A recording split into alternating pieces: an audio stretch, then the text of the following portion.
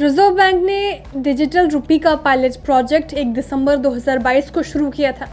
Reserve bank का मकसद देश में नकदी के कम इस्तेमाल को बढ़ावा देने और डिजिटल रुपी को यूपीआई जैसी ज़बरदस्त सफलता दिलाना था।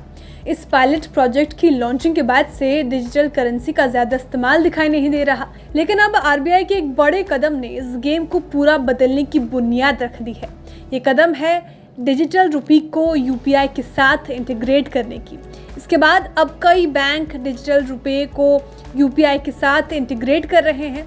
अब इसी कड़ी में देश के सबसे बड़े सरकारी bank state bank of India यानी एसबीआई ने एक बड़ा कदम उठाया है। एसबीआई ने एनपीसीआई के यूपीआई सिस्टम को अपने डिजिटल रुपी के साथ इंटर ऑपरेबल बना दिया है। एसबीआई ने ये कदम सेंट्रल बैंक के डिजिटल करेंसी सीबीडीसी प्रोग्राम के हिस्से के तौर पर उठाया है। एसबीआई का डिजिटल रुपया अब ई रुपी बाय एसबीआई एप्लीकेशंस के जरिए इस्तेमाल किया जा सकेगा।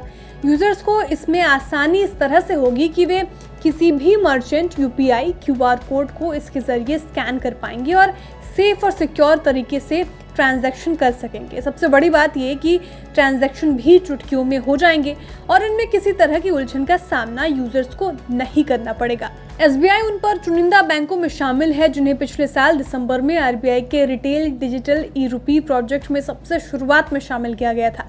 बैंक ने एक बयान में कहा कि यूपीआई के साथ सीबीडीसी का सीमलेस इंटीग्रेशन बैंक के लिए एक बड़ी कामयाबी है। इससे डिजिटल करेंसी की स्वीकार्यता और इस्तेमाल में तेजी आएगी। एसबीआई को लगता है कि ये इंटीग्रेशन डिजिटल करेंसी इकोसिस्टम के लिए गेम चेंजर साबित होगा। हालांकि सीबीडीसी के साथ यूपीआई को इंटीग्रेट करने में एसबीआई अब अकेला बैंक नहीं रहा है। अब बैंक ऑफ बड़ौदा ने भी अपने डिजिटल रुपी एप्लीकेशन में यूपीआई इंटरऑपरेबिलिटी फीचर शामिल कर लिया है।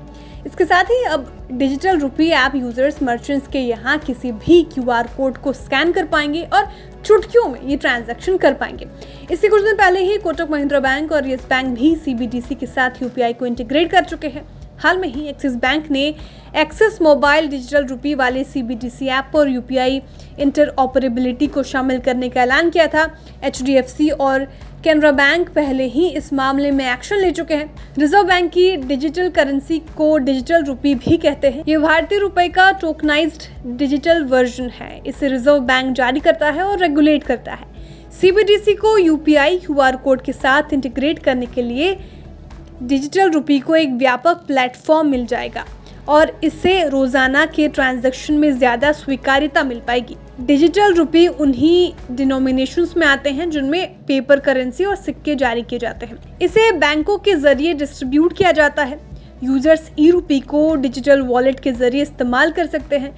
ये डिजिटल वॉलेट यूजर्स को उनका बैंक मुहैया कराता है और ये उनके मोबाइल फोन और डिवाइस पर स्टोर किया जाता है। पिछले साल पायलट लॉन्च होने के बाद से इस तरह की खबरें आ रही थी कि आरबीआई का डिजिटल रुपी यूपीआई जैसे बेहद आसान जरिए के सामने टिक नहीं पाएगा। इसके जरिए ट्रांजैक्शंस को लेकर ज्यादा उत्साह भी नजर नहीं आया। हालांकि अब इसे यूपीआई के साथ इंटीग्रेट करने से रिजर्व बैंक को उम्मीद है कि वो इसे लोकप्रिय बना पाएगा। देखने वाली बात यह होगी कि क्या रिजर्व बैंक की ये उम्मीदें पूरी होंगी या नहीं। Bureau report, बिस्तक। बिस्तक आपके लिए लाया है प्रीमियम मेंबरशिप प्रोग्राम, जहां आपको मिलेंगे कई सारे फायदे, जिनमें मार्केट न्यूज़लेटर, लाइव चैट पर आपके सवालों के सबसे पहले जवाब, मार्केट आउटलुक, वीकेंड पर मार्केट स्कैन, एंकर्स के साथ चैट और भी बहुत कुछ। इस प्रीमियम सब्सक्रिप्शन में 3 तरह के प्लान्स हैं, सिल्वर, गोल्ड और प्लैटिनम, जिनकी शुरुआत मात्र 159 रुपए महीने से होती है। इससे जुड़ना भी बेहद आसान है। बिस्तक के YouTube चैनल पर जाएं, ज्वाइन बटन पर क्लिक करें और अपना प्लान सिलेक्ट करें। बस बन गए आप हमारे प्रीमियम मेंबर।